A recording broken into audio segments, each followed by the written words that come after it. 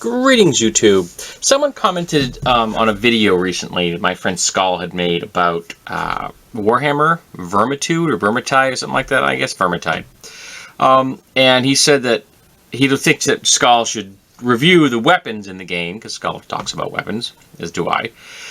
Which got me thinking, maybe I should talk about weapons in games. In particular, I'm going to talk about weapons in tabletop role-playing games, because I'm not really into computer games much myself. Though I do occasionally, I do watch Let's Plays, because I enjoy them. People have far more time to dedicate to games than I do. So, I'm going to look at the illustrations in role-playing games, and comment on the illustrations as they are presented, not the descriptions, and not how the weapon would be used in real life. So, example, some of the weapons discussed in here are weapons that exist in the real world, so I'm not actually talking about the real world weapons so much as the ones that are being presented in the game. And giving my thoughts about how absurd or not I find these items to be. And I believe Pathfinder only has... yeah, I think it only has these 2 pages of illustrations. I may do other versions of D&D or other fantasy role-playing games if people are so inclined, but I just thought I'd start with Pathfinder because it was the book physically closest to me on the shelf when I thought of the idea. So here we go. This is page 146 of the Pathfinder role-playing game. And we're going to start in this corner and move our way this way.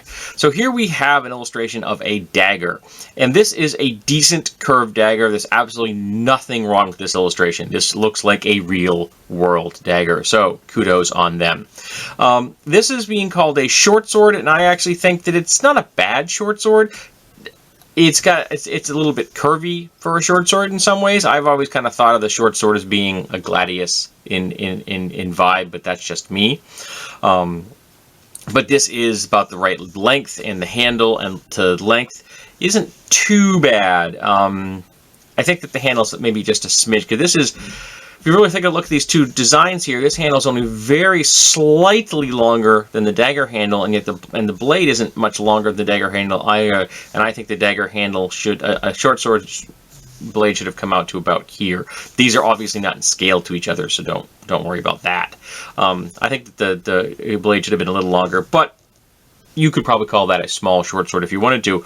I think it falls into the category of a dirk, which has been something I've always thought about, that was between the dagger and a proper short sword. Then we have here the long sword, or guarding sword, arming sword rather, the arming sword, and that's not bad for a one-handed. It's got some pretty decent proportions. It looks usable. It looks like if you had that in hand, that you could actually function as a warrior with it. Here we have the bastard of the hand-and-a-half sword, which would be properly called the actual long sword, because it's designed to be used both with one hand but more properly with 2, because the blade is considerably heavier. And I think this is a pretty good representation. Someone actually seems to have used some real-world references, maybe actual historical pieces, or at least illustrations in books of historical pieces. Here we have the presentation of a fuller, though it doesn't go down as far as it probably would have in real life. But well within the wheelhouse of the believable, if not the downright usable. Here we have a rapier, and this rapier looks absolutely functional. I got no problem with this rapier. That looks like a rapier. Errol Flynn would be happy. Now we have Morningstar, and this is a weird beast. Because when I think Morningstar, I'm thinking metal shaft, small steel head with spikes on it. To me, that's what Morningstar is. Maybe I've been heavily influenced by the Indian style of Morningstars. I'm not positive. But this is obviously a wooden with some kind of a stone tip and tipped head. And it's supposed to be a pointed one-handed weapon. So I guess this would qualify as a pointed one-handed weapon. It doesn't look particularly wieldy to me. I don't know, this twisty thing, I don't know if that's supposed to mean that it's really flexible, or is it like the wood is like they're sort of like, braided together so they're more rigid. It looks fantasy more than realistic to me, and I guess I like my standard weapons, and I think that you should be looking at standard illustrations in a role-playing game, and you should not be looking at the more exotic versions in a role-playing game. They should show you the basics first, and then they can show more advanced versions and supplements, or they discuss magic items. This, to me, falls into the category of, this would be a great illustration for a magic item. I would prefer a little more basic Morningstar for myself. For example, I have had more than one character carry a Morningstar. I have never envisioned a Morningstar like this.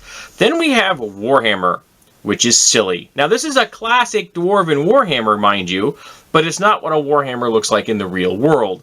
And this thing would be essentially useless. Unless this was wood and not particularly thick, then you could actually maybe wield it, and still it's not going to be particularly good at its job, which is penetrating armor, because that's what a Warhammer is really designed to do. It's going to have a small head.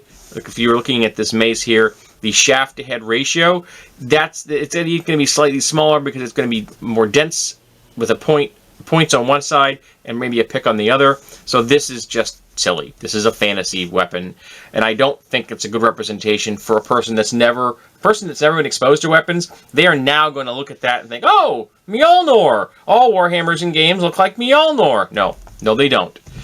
Now we have nunchucks, and the nunchucks look dead real. That looks like a set of real nunchucks. Like you could buy these on the internet. So yeah, did fine. You'll note here that this thing looks very realistic. These things look semi-realistic because these are things you can all find in the real world today. Not too many of those. Not too many of these. The mace looks good.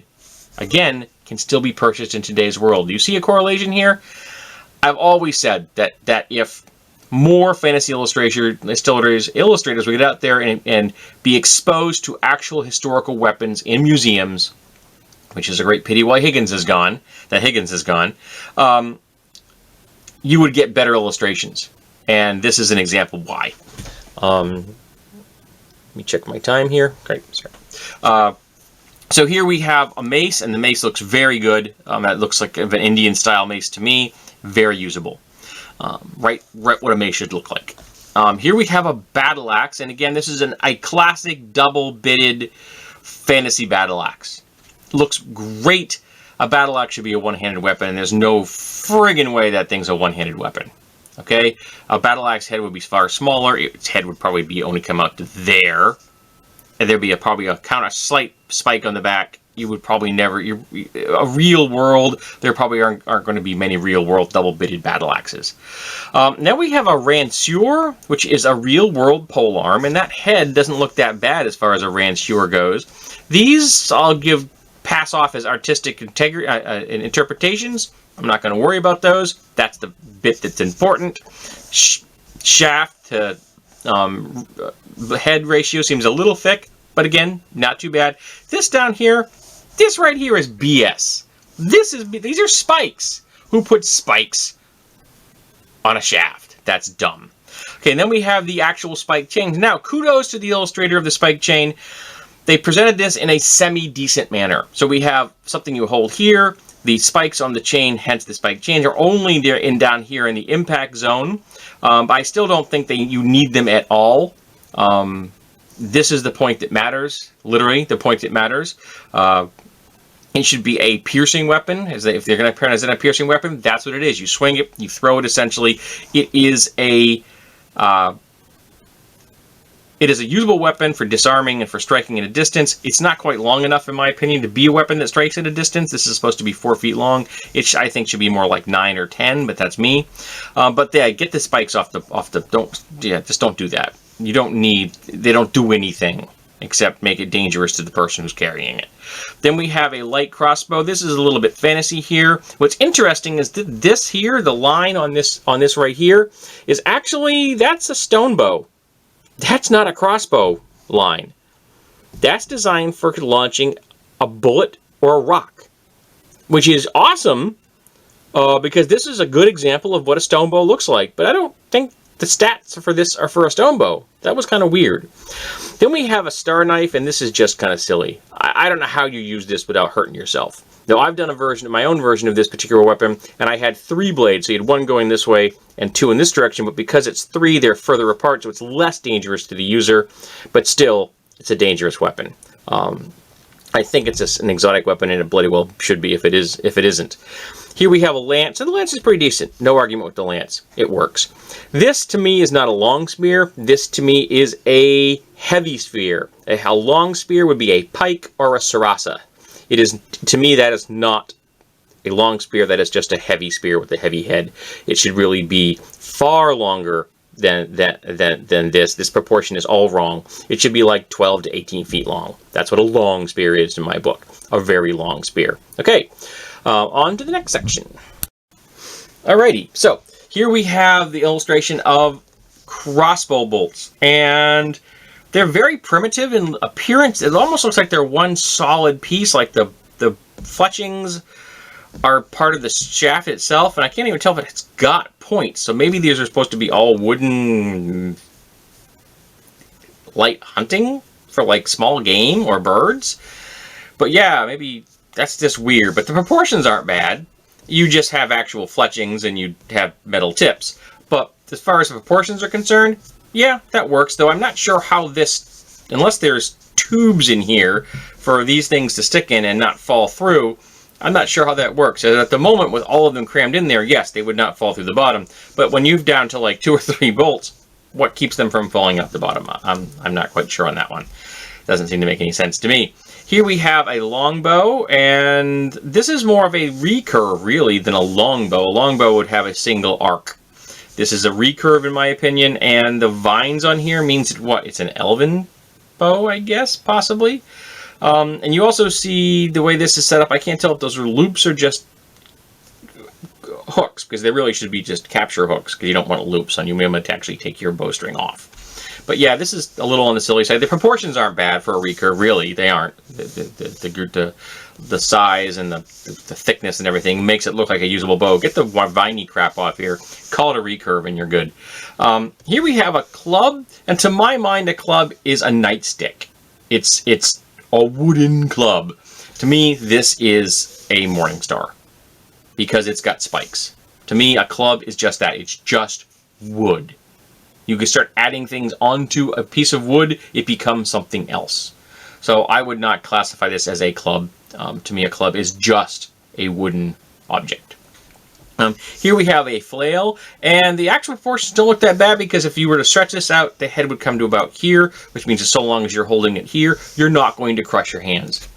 Awesome. Head looks a little bit heavy for me, to my mind, unless it's hollow, which is then it would be acceptable as far as weight is concerned. And flails could have multiple heads, and they would often be very small because they were solid steel or solid bronze, something like that. And you could also have flails that had just a couple of links and then a wooden section, very derivative of the grain thresher, which is where flails evolved from. Here we have a whip. Whip looks perfectly acceptable. That looks like a whip to me. Here we have the scythe, and it's not a bad representation of a gardening farming implement, and it's absolutely utterly useless as a weapon. Completely useless as a weapon. But as a representation of a farming implement, not bad. Now we have the scimitar, and I have no idea what the thing is supposed to be. If someone presented this to me as the basic design of a scimitar, I would laugh at them. I'd go, that's not a basic, that's not even like a magic item. I don't know what that is. It was drawn by someone that maybe had heard someone describe a scimitar. Scimitars are real things. You can find their images everywhere. You can buy them online. How this got into this book, I do not know. It makes no sense. Here we have a great axe, and it's just as absurd as the battle axe was. These blades are way too big. A great axe is great because it's got like a 5-foot shaft, and it's designed for a whole lot of power because it's used two-handed, and the head would be the head would be half that thick and only come out to here, and it's only going to be on one side. And yet it's going to be incredibly devastating to people because it's on a 5-foot shaft. It's a poleaxe. And that's what a great axe is. It's a poleaxe. This is a great fantasy weapon, though. I've drawn some of these silly things myself. But I think as a base illustration, you should be presenting things that look realistic to my mind. Yes, you could have stuff like the battle axe and this in your game. Just have them be ancillary as additional information later in the game. I think you should be presenting something to a viewer so that new gamers are not presented with an incredibly skewed view of the universe. Here we have a kukri. Excellent job. Good job on the kukri. Looks like a real world kukri. Okay? Looks like something you could buy on the internet right now. So I got no problem with that. Here we have bolos. I don't know of any real world bolos that have spikes on them, because real world bolos really weren't about damaging people. They were about capturing people, and they would cause some harm because they were heavyweights, usually 3 and not 2 heavyweights that would be hitting you as they wrapped around. So yes, they would cause you harm, but they'd be wooden or stone wrapped in leather. I know, I'm looking at a set hanging in my office right now. I've never seen a set with spikes. And again, I think that's the whole dire animal vibe going on here. It's infected the weapons. So yeah, not a great illustration of what bolos actually look like. Here we have a glaive. This is a fantasy version of a glaive, but it's not bad. I prefer a glaive with a little bit more of a curve, but I'm heavily influenced by elven designs. But as far as the length, and it's a little bit thick, I would like my glaives to be a little bit have the impression that they're a little longer and a little more grayscale. But the blade itself, I would consider that acceptable. These spikes are not acceptable, because you are going to have to carry this, and you are going to have to use this. And if your hand slides up onto this area up here, and your hand is going to, if you're using this in combat, that's dumb. Again, your basic weapons being presented to a gamer should look like they could function, and this does not look like it could function. So I think it needs to be more gracile, and it needs to have no stupid spikes. Thorns, actually, they look like thorns. Good representation of thorns, mind you, but should have no thorns. Here we have the trident, and the trident looks a little heavy to my mind. The head looks a little bit thick. This should be about half the size that it is. Yes, and I've drawn silly ones before, but I'm telling you, the base one should look realistic. These blades are coming in too far to angle. They need to be going like this, because they're derived from fishing implements, at least initially, and then they became gladiatorial weapons, and they're really meant to capture limbs and weapons, as well as being as a defensive device. So I think the head on this one is a little silly. It looks like something out of a Marvel comic book or a DC comic book. And if you're basing your role-playing game basic models of weapons on comic books, you're heading in the wrong direction. And then we're going to finish up with one that they absolutely could not hurt, and they didn't. The quarterstaff. Though I'm not really sure why they gave an illustration of a quartershaft. It's a length of wood. Okay? I think that most people, if you describe a 6-foot length of wood, X diameter in size, made out of certain kind of wood, they would get the impression in their minds that this could have maybe been used as space to illustrate a less conventional weapon. Maybe one that's unique to the setting. I know where the stats are. Where are the stats on these things? They're not far back in here. Here we go. Let's see, what could we do in here? You could put the gnome double hook, which is kind of silly in there. You could put the dwarven Urgosh in there. You could put the elven curved curve blade in there. So you could have put other things, or for those a double handle, you could use the Siam. You could have put that in there. You could put some size in there, which are a little unusual, a little more visually compelling than this, which is not visually compelling. And these are illustrations, so why aren't you illustrating things that are at least visually compelling and illustrative things that you can't just describe in a heartbeat and everyone knows what a staff looks like? Most people have hiked. Many people have made walking sticks of their own. They know what they look like. I question why that's in there, but that's just me. So, this has been my particular view of the Pathfinder weapon illustrations, and again, I'm basing this just on the illustrations, not on the descriptions, because the descriptions could be better or could be worse. Who knows? But some of these things are good, and some of them are questionable, and some of them are bad. So, Give me your thoughts. What do you think about these illustrations? Do you think that they did a good job? Do you think that they failed at their task? And let's get a conversation going. And if anyone would like me to discuss the illustrations of other fantasy role-playing games, please tell me.